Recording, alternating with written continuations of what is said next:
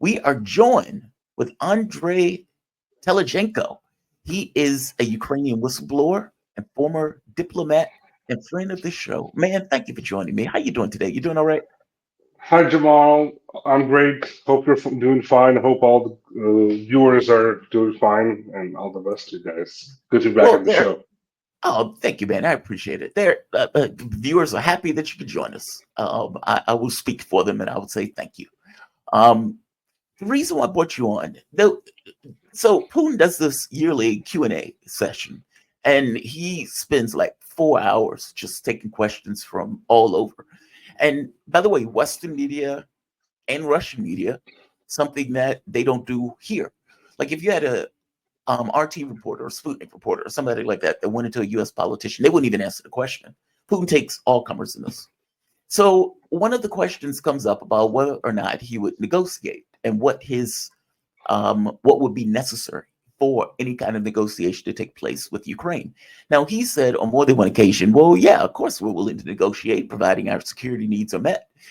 But one of the other things that he pointed out too was a legitimate leader of Ukraine. And it seems that his argument is look, you don't get to declare martial law and blow off an election. That doesn't necessarily make you a legitimate prime minister or president of a country.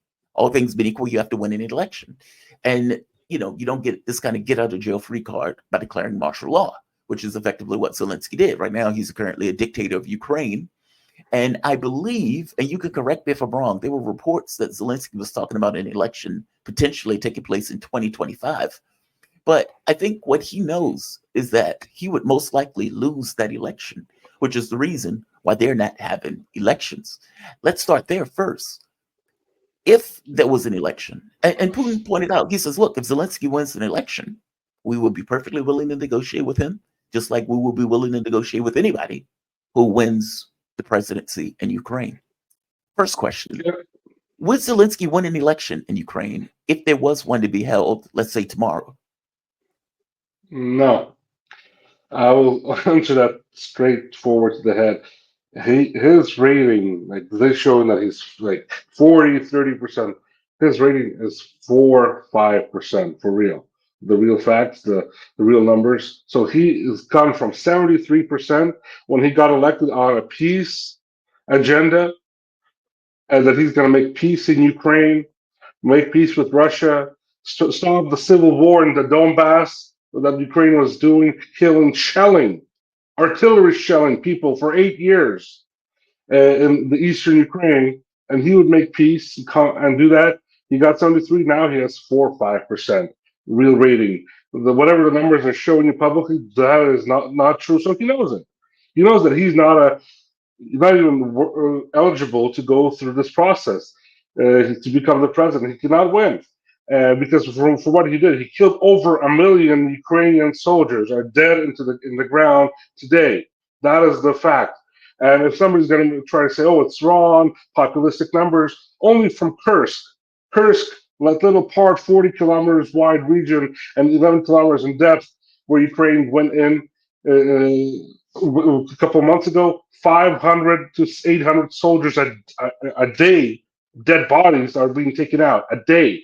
This is now when it's not the hot phase. When the hot phase happened, within the first week, first month, it was more than 28,000 soldiers dead. That's only in that little part of Kursk, because the front line is a thousand, 1,200 kilometers long. So you can imagine how many bodies are out there and how much Ukraine is losing without any air support, missile support, Yeah. satellite support. The only satellite support they're getting is from Western so-called allies, which are using Ukrainian soldiers to die for their needs. And that is it. Russia has everything else, so of course they're going to have less numbers. You cannot have more numbers if you have a professional army fighting against people who are being dragged from the street as dogs. And to throw them to the front lines. Yesterday you were a plumber. Tomorrow you're with a machine gun on the front line in front of a professional army, which is getting paid to $3,000 a month, $8,000 on signing. I'm talking about the Russian army, and the Ukrainian army is not getting paid nothing, like $100 a month. It would be best if you're getting paid that in a month. So that's what the realities are today. And Zelensky cannot win in those realities. That's why he knows he cannot go for the elections. He's thrown Yeah. that in process of the elections just to get everybody off track. That's first of all. Second of all, with elections happening with what and with who? There's no opposition in Ukraine. Everything that is in Ukraine today, the so-called Klitschko brothers, we talked about them last time, Timoshenko, Arestovich, all those some new faces out there, Poroshenko, Zaluzhny, they're not opposition. They're all sold out to the West, the deep state, to London, to Washington, deep state elites. So they're not even friends, not even to the new Trump administration. They're enemies of the new administration in Washington also. So these people, we cannot have any of those people out there doing politics because they're going to continue the war. If not today, but tomorrow for sure, because they're going to get an order from their owners like Newland, Obama, Clintons, or anybody else, Soros, who controls their paycheck or who controls their political lives. They will get an order. They'll start a war again. So you cannot have elections without those people in place at all. So Zelensky is not a possibility. He's already done as a political candidate. Not only political, he thinks God was going to take care of him, and with his, I'm not going to even talk about that because what he did to Ukraine, how many lives he lost. There's going to be some payment in that, and that's going to be in front of God, and Well, for him look, to deal. I So would that's what I'm saying. well, I would tell you this. I don't know what that number is, whether the number is 500,000 or a million, but I agree with you that, I mean, it is, look, man, I have some feelings about selling out your country for somebody else in this way, where you're getting all of these people killed unnecessarily, especially when you run on a peace ticket. It's that part, right? Because it feels like um, it's like, I'm going to run on this, but then I'm going to switcheroo and do something completely different than what I actually ran on, and getting all of these people killed in the process. What about Arestovich? He seems to have taken a different tact. I mean, he sounds more like an opposition figure now. And I know he used to be the spin doctor once before, early on in Zelensky's administration. But recently, at the very least over the last year, he has been far more critical of the Zelensky government. Would he be an opposition figure? Like, meaning, is he angling also for a political win You or have a presidency? you have to understand Arestovich and those people who are in Ukraine. He's not in Ukraine now, but he's in the U.S. mostly. He is being financed by a person named Sergei Novichkin. He was the head of the presidential administration under Yanukovych, who sold out Yanukovych to Newland in 2013-14, and then went to the Munich Security Conference in 2014 with a stack of documents on Yanukovych and gave them to the Biden-Obama administration. And that's how he got a protection card from the deep state. This is Sergei Novichkin we're talking about. And he is financing Arestovich. So this guy, Sergei Novichkin, a Ukrainian oligarch, who sold out to the West, to the CIA and to the deep state, and he can go out and in from Ukraine freely. He had businesses with Moscow before also, but he has no problems at all with the West. His sister lives in America. He comes travels in America. He has businesses in America, and he has no problem with the West, even though he was part of the Yanukovych administration, because he's the one who sold out. So that he's financing Arestovich. So Arestovich cannot be a political figure, an independent political figure on its own. He's a played opposition puppet. Anybody who is in Ukraine or was part of the Zelensky administration cannot be part of the new government at all in Ukraine. Mm. Arestovich is one of them. He was there when the war started. He could have come out before and stopped this war, just at least talking about it. We did this. We were on the opposition TV channels talking about stopping this war from 3 years before it even happened, saying the Ukrainians can be thrown under the bus, used as a battlefield for basically become a battlefield. That's what it is today. Ukraine, total, the whole country is a battlefield, and it's going to be used to test weapons for Western elites and for Western governments, and to try to topple Russia. That's what Ukraine has become. We talked about this 3 years ago before it happened. Where was Arestovich? He was Yeah. part of that team. He could have come out and said, "Stop at that." Then he came out when a couple of months after the war started, and he started playing his own game. And he's being controlled by Zelensky, and people who control Zelensky, like Novichkin, they control Arestovich. So he cannot be in part of the new opposition. The people who are out of Ukraine, who left Ukraine in 2014, the people who are fighting for Ukraine for a long time, they can be like, I'm not talking about that I want to be government in Ukraine. I'm saying that I'm going to fight for Ukraine until I can because I want peace in my country and have the West leave Ukraine alone. That I will do. Will have powers or not, I will do that. But these people are doing it to come to power and make money. I was in the government 10 years ago, yes, but I left and I left before the war started, not to have blood on my hands because I knew where it was going.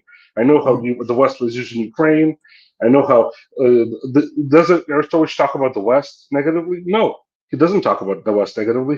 Because he's sitting in America. He doesn't want to talk about the West negatively because he needs to be there and he needs to get their support because his owner has their support. So this is what it is today. Unfortunately, it's a very complicated matter. Who in Ukraine can become the new government? It has to be a consensus. First of all, within the negotiation process, how I see it, Washington needs to leave the new Trump administration if it wants peace in Ukraine. They need to get out of Ukraine, have all the intel agencies leave Ukraine alone. All the foreign legionnaires who are fighting in Ukraine soil, get them out. Only leave the diplomatic mission there. Have Ukraine be on its own without any Western hands on its neck, and negotiate between Russia and Washington who's going to be the new administration, maybe temporary administration, before we have elections. Because you cannot have elections right now when there's so much propaganda on Ukrainian soil, Right. especially brainwashing. You have to have a neutral administration, which is basically coordinated also between Washington and Russia and Moscow, which is agreed on both between those two sides, and have a neutral administration, which is going to be also supported by the people on the ground. It's going to be also people from the Ukrainian Orthodox Church, which are now being tried to be destroyed. The church always played a big role in Yeah. Eastern Europe, and it can be politicians or people who support those politicians from the ground on the soil. But then it's going to be temporary, and then it's going to lead to Ukraine to some negotiations of peace also, and then elections in a couple of months or years or whatever. And that's only a way out, at least right now. No Yeah. NATO military, no European military, no U.S. military in Ukrainian soil. That cannot be the case. They're not the United Nations to come in and make deals on Ukrainian soil. We had that already 100 years ago, in 1917, when you had the French German army there. Before the Red Army came in and basically they stole everything from Ukraine and left, didn't do any good, and the history is repeating itself. We cannot have that happen. Let me ask you this: who would you think of as political option if? And I guess there are two. Well, yeah. Stay in this vein first before I flip over to legality. Who would be a political option?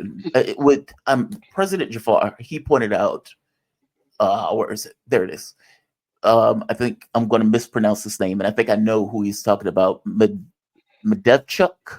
Medvedchuk, yeah. Yes, Medvedchuk. That's the one that was arrested, right? Or it was like a prisoner exchange. If I'm thinking of the right person.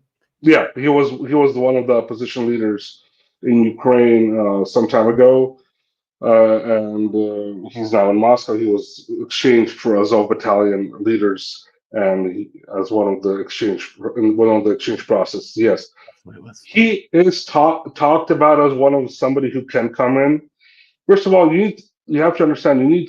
I cannot name. I don't want to name names right now. I have people who I do think that would be good for Ukraine. Mhm. You have to have a standard. You need somebody who Ukrainians who doesn't have a negative background in Ukraine, a big negative background. Everybody has a negative background, at least a huge negative background. You Yeah. have to be a professional, a technocrat, in a way that in a statesman, a real statesman, not just a politician. And we had those in Ukraine. Those people did leave Ukraine. Medvedchuk is a politician. He's a statesman. Mhm. And so there's an option, but there's also other people out there who would be able to come into Ukraine, and you have to be strong on economics and international relations, and that's what you have to work on in Ukraine, because first of all, you need to build up the economy from basically total destruction with the grain economy and infrastructure totally destroyed with this war. You have to have those abilities to start the economy from zero, and you have to have abilities of at least understanding foreign relations and build a team that could build a foreign relations initiative around within the new government to talk as with the West. and also with Russia, eastward, Asia for Ukraine. That would be those people with those qualities would be able to step in. Does Medvedchuk have all of those qualities?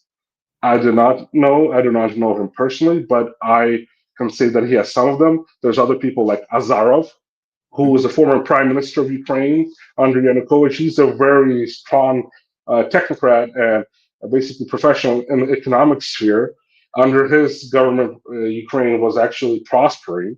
So I'm talking about people who Ukrainians know that they had a prosperous years under those people in power in the Ukraine government, who are not in government today. So those kind of people that I'm talking, like Azarov, for example, he doesn't have political ambitions to become the president or rule Ukraine, become a dictator, but he has the abilities as an economist and a statesman to build Ukraine from ground up and start at least the process of building a team around himself or people around him. I don't know him personally also, so I'm not, I don't want people to say that lobbying for somebody, but it's somebody like that as an example to move from there and that have Moscow and Washington agree on, and they can come in and start building something within Ukraine, not have Ukraine become some third world banana republic, how they like to call it right now, or a terrorist state that is going to have only terrorists move around the globe and blow up things in Russia, in Europe, or whatever. I don't want my country to become like that. I want it Yeah, to of start at course not. least some way out.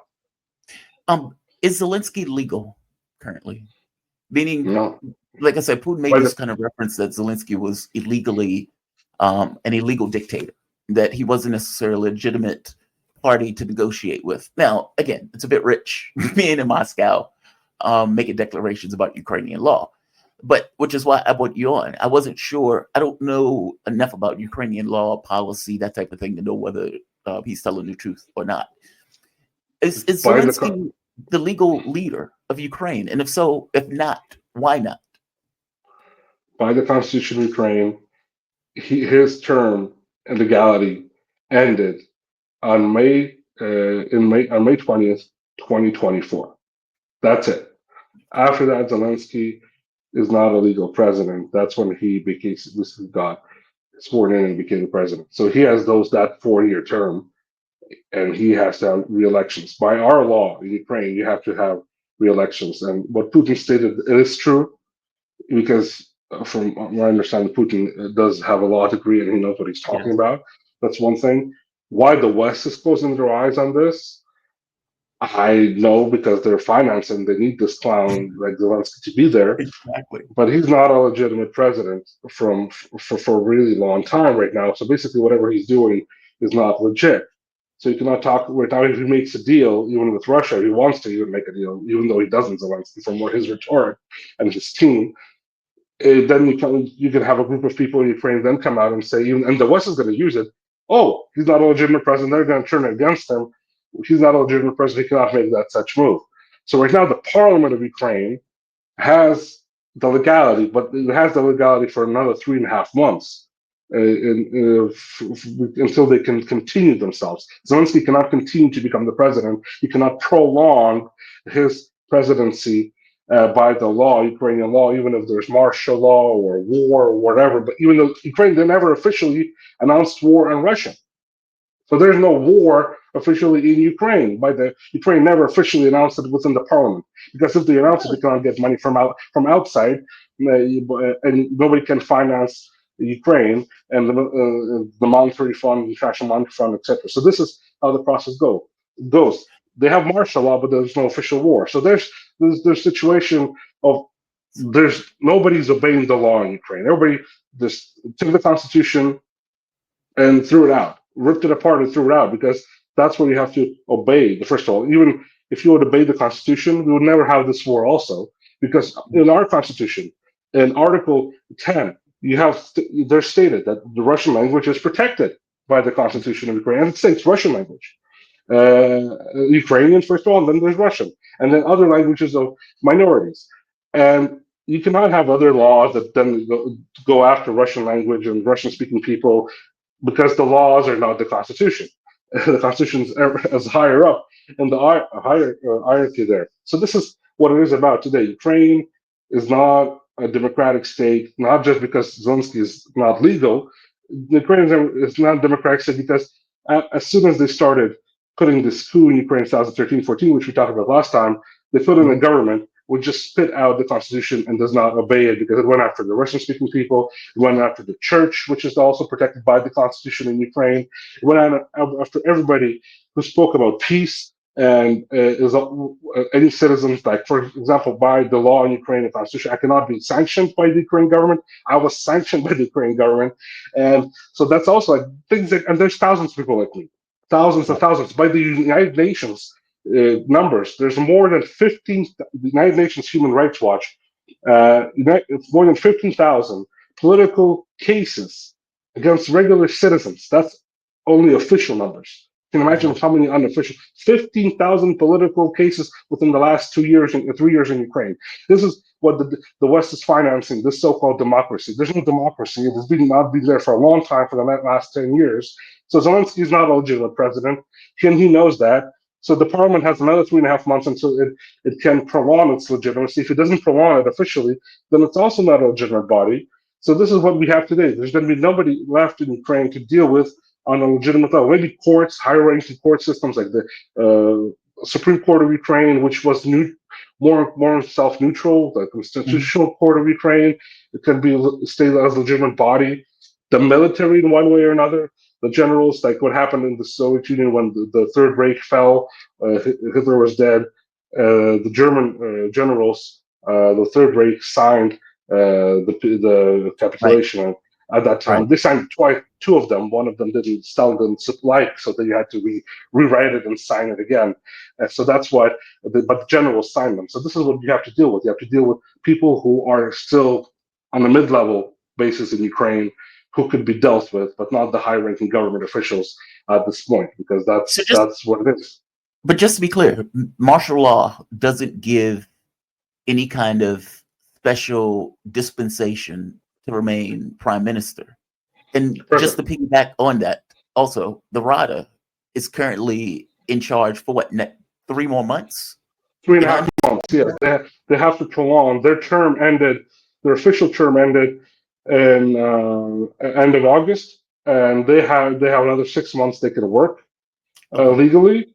And so basically, from end of August, you have to count 6 months. So now it's 3.5 months left, approximate of their uh, of their working term. And after that, they have to officially prolong, and they can do it by the law under the martial law that they can prolong their work because Ukraine is not a president state by the constitution. Ukraine, because the constitution was changed in 2005.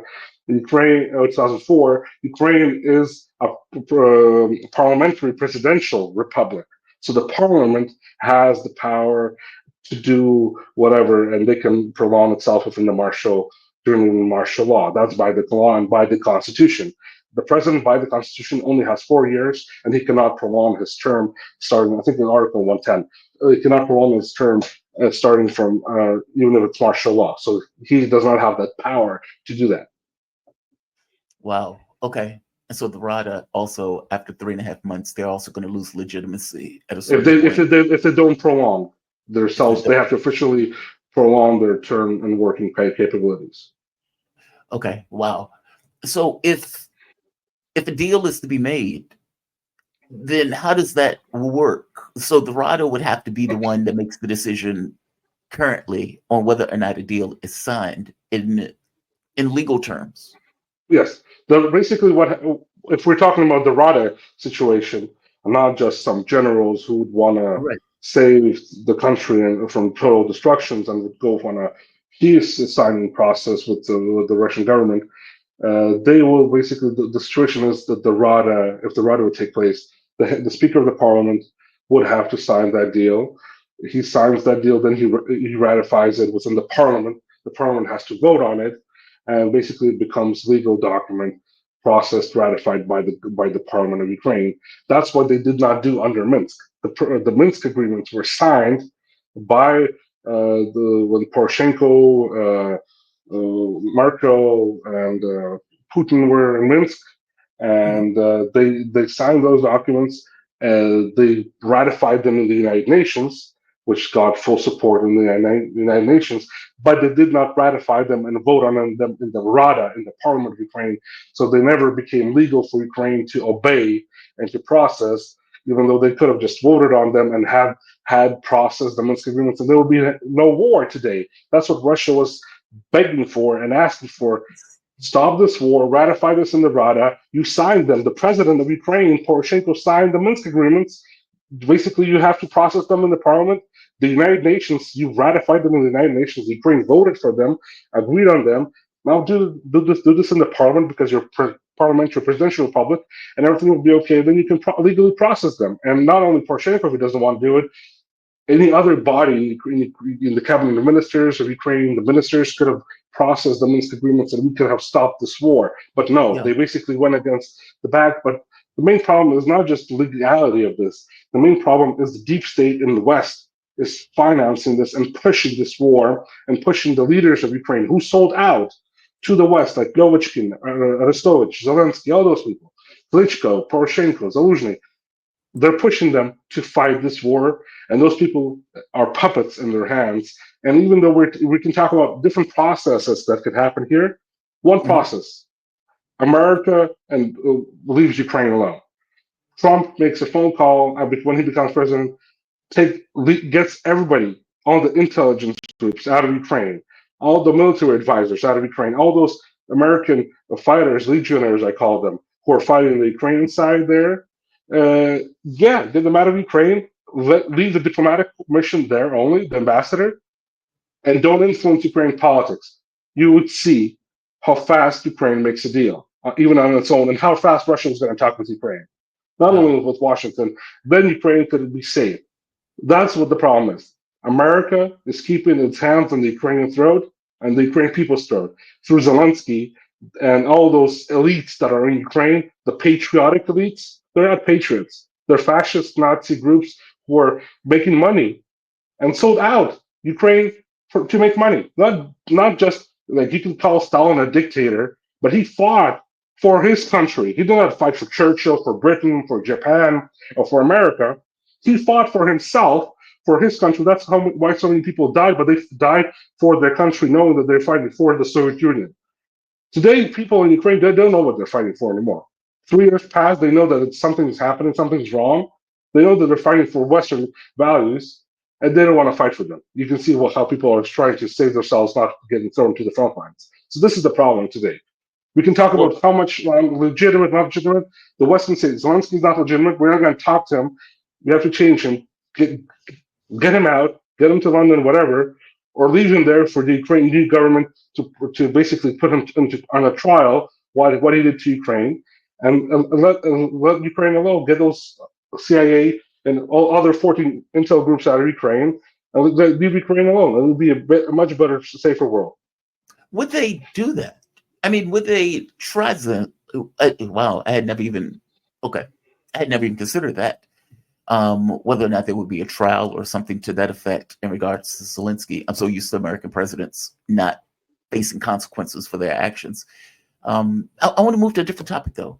So last night, well, not just last night, Russia had given all sorts of warnings, effectively saying, look, if you keep attacking us, this is going to be a red line, meaning firing into Russian territory. And so yesterday or last night, I guess while I was Today morning by attacked, Europe time, yeah, exactly, yeah. nighttime in America. So apparently these attacks were taking place this morning. Devastating attacks. Russia said they were hitting command centers. In fact, I read the response. It says, quote, in response to actions by the Kiev regime supported by Western curators, this morning a massive missile strike with long-range precision weapons was carried out on the Ukrainian Security Service command post, the Kiev Design Bureau, Luch, which designs and manufactures the Neptune missile systems, ground-based cruise missiles, MLRS Vilka, as well as the positions of Patriot anti-aircraft missile systems, the ministry said in a statement.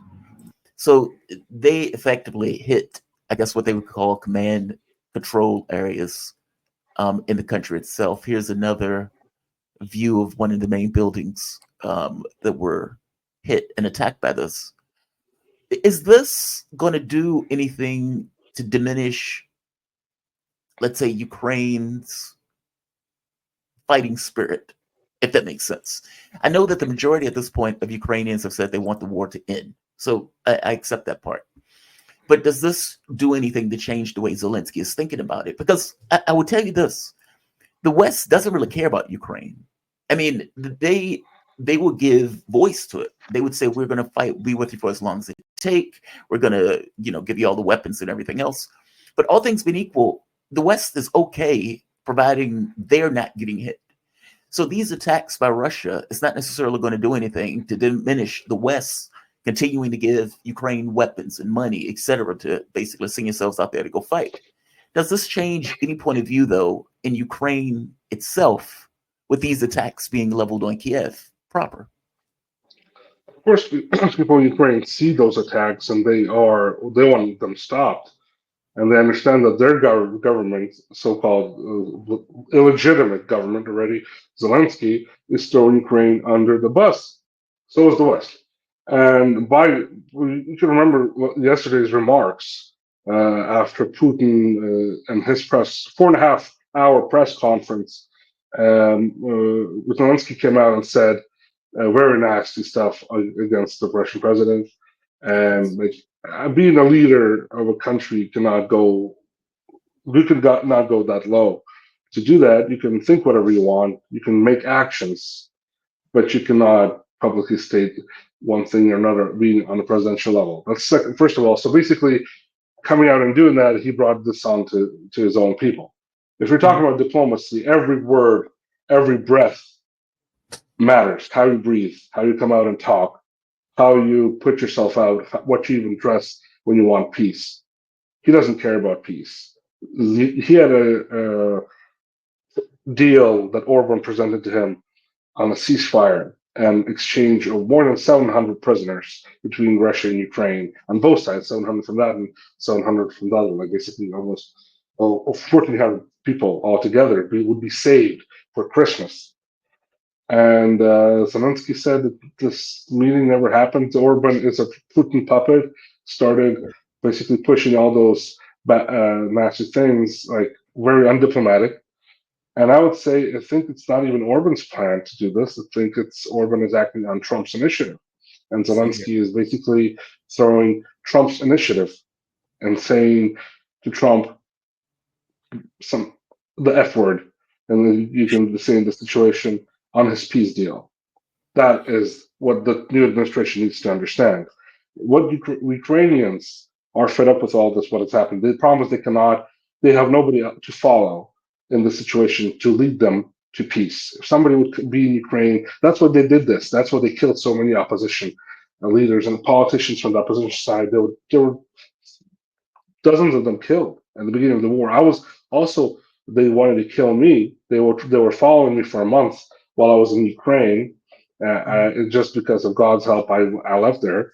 But I had 3 friends killed and one captured, who then was able to flee Ukraine after he got captured by the security service of Ukraine. He got beat up in the prison, beat up by the security. That was not just thugs or some people from the street, but it was security service of Ukraine kidnapping people and throwing them to jail.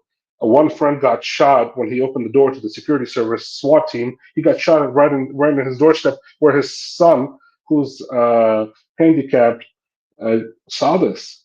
He was in a wheelchair right behind him and saw his dad being shot in the head, and then that's it. And his body was just taken out. And another person just got a round from the Kalashnikov into his head, and he's never been talked about. So I don't want to name their names. There's people, I don't want to have their families in trouble, but this is what was happening at the beginning of the war. And I was also being put on a hit list in the Minotvorets, and also put on a hit list when the war started on TV to get my people were following me to kill me.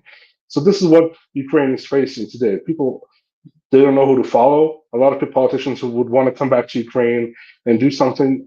I would come back to Ukraine where it'd be free from the Nazi regime, who would want to kill me and do something there. I'm saying about politics, but maybe do something real for the people, help them out, maybe had help with international connections, whatever I could do to be helpful for my country, I would do it for the people of my country, the real country, not the Ukraine that the West made, the Bandera Nazi Ukraine.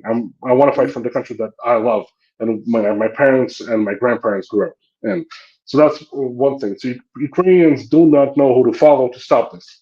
They want this stopped, but they don't know who to follow. Trump and his new administration, who does have an effect on this by stopping financing this, if they stop it, this war could end really fast. Not with the loss of Ukraine, but the win for Ukraine to save as many lives as possible.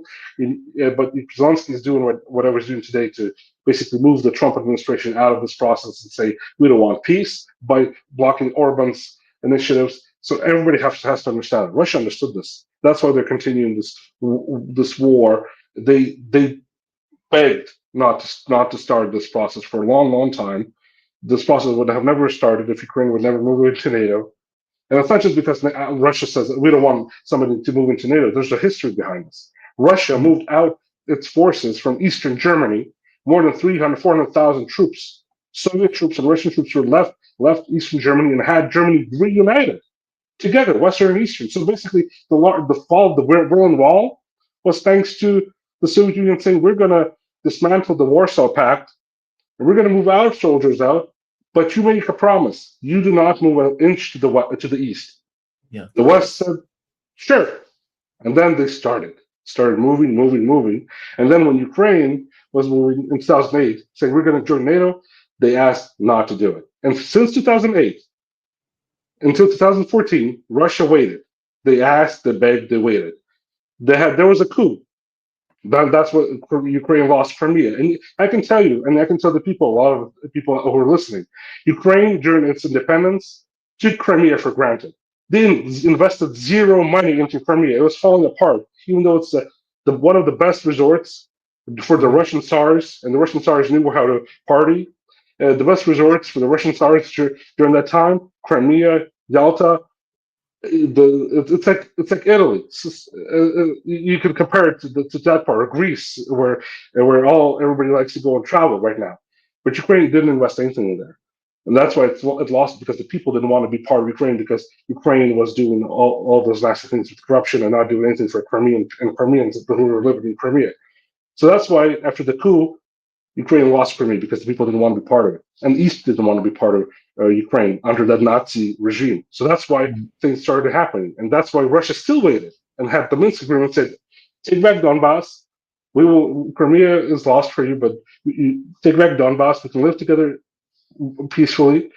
Have Eastern Ukraine as an autonomy, do the Minsk agreements, and everything's going to be over really fast." Poroshenko went for the elections, also saying he's going to make peace in 2 weeks. That's why he became the president. People believe that he's going to make peace. So Ukrainians want peace. Ukrainians don't want to fight, but they got so much brainwashed. There became a group of 20% of Ukrainians who are radicalized to fight and kill and hate Russians. Everybody else, you go around on the streets. I've talked to people, and everybody speaks Russian. Everybody speaks Russian. Well, that's and what I there's no wanted to problem with ask you in this case. I mean, Zelensky goes in, he runs an election. He says, I'm going to make peace. I'm going to end the conflict. I'm going to do all of this stuff. I'm going to be a peace candidate. He wins. What happens? Like, explain this change to me that he goes, I mean, unless he just lied all the way through, which is possible, I suppose. But the fact that he wanted to end it during the Istanbul agreements and the notion where he went out was yelling at the Nazis to effectively, hey, I am the president. You need to listen to me. That speech when that took place. If I give him the benefit of the doubt and say that he did run that race thinking, I want to make peace. I want to stop the civil war. I want to stop the conflict. We don't need to go after the Russian language, et cetera, et cetera. How did he change? Was he lying, or did something happen over the course of the time frame from the standpoint of the election until after the election that changed him? I'm trying to understand that twist, that turn. From what I understand, knowing people who worked with him at that time during the election process, I didn't want to vote for him. I voted for him just because I didn't like Poroshenko, and I believed that knowing the situation, not from his speech, but from within his team and people who financed him at that time, who are now also sanctioned by his Zelensky's regime, And they talked about that he's going to make peace. He talked about he's going to become a president who would bring. He's not a professional politician or a government official, statesman. So he would bring in professionals from different sides, Yanukovych, Kuchma side, everybody from the last 30 years of Ukraine government, bring them all together who get Ukraine out of this trouble. And there was a plan for Zelensky to come into Donbass 2 weeks after he would become the president to Donetsk and make a speech in front of people who are living in Donetsk, Ukrainians also. At that time, there were still Ukrainians, even though there's the Russian-speaking Ukrainians, and that's not a big problem. Ukraine is diverse. It's you speak Ukrainian, Russian. Some people speak English, and there's no problem with that. So as much language as you know, that the better. But that was the promise for him to come to Donbass and talk about peace and basically have Ukraine reunited. But I can tell you, it changed after he became president right away. The West was trying to make contacts with Zelensky, and I was in contact with at that time with people even from the deep state. You can say that Blue Star Strategies team. They called me up, tried to make a move on Zelensky, how to get reach of him, how to get in touch with him, how to meet his people. I didn't thank God I didn't help them, but they did go through. They went through Pinchuk. Pinchuk at that time, Kolomoisky was the handler of Zelensky. You can call him that, or the one who financed him the most. And he basically who financed the Zelensky project, and he had troubles with America and the West. So Pinchuk came to the game and took Zelensky to London, where Zelensky and his Yermak, his right hand man, at that time he wasn't the right hand man; he was still lower. There was another person who was chief of staff, but Yermak and Zelensky sold out to the London MI6. And in 2019, of June of 2019, that this happened. And since then, Zelensky knew there's going to be a war, and he agreed on to fight this war. And he was promised billions of dollars, that he would become a billionaire, and that he would be the leader of the Western free world, praised by the West, and he would become part of history, that he would topple the Russian regime. That was their idea in the first 3 months to topple the Russian government. And because Brzezinski had a plan during Reagan, if two Slavic nations spilled blood between each other, basically fight a war, they would basically, one of them would fall apart. And that's what they wanted, Russia to fall apart into 50 different states so they could take over the resources and use them. So this was the plan. War between Russia and Ukraine. They tried to get Belarus on board. Belarus stayed in place. They have a strong president. People like him, some people don't. But his country is safe, peaceful, and prospering. People living much better than Ukrainians are living, much higher living standard than in Ukraine. So is in Russia. And so they didn't use Belarus, even though Belarus was also part of their plan. Ukraine sold off.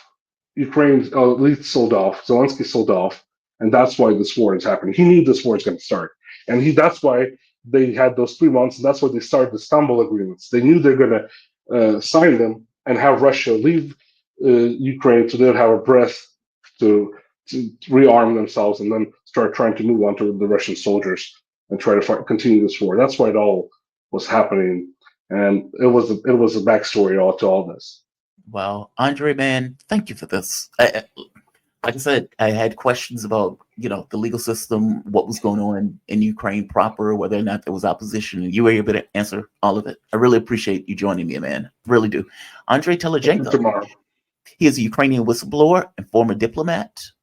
Once again, man, thank you. You be safe, all right? God bless. God bless to all the viewers. Thank you. You too. Have a good one.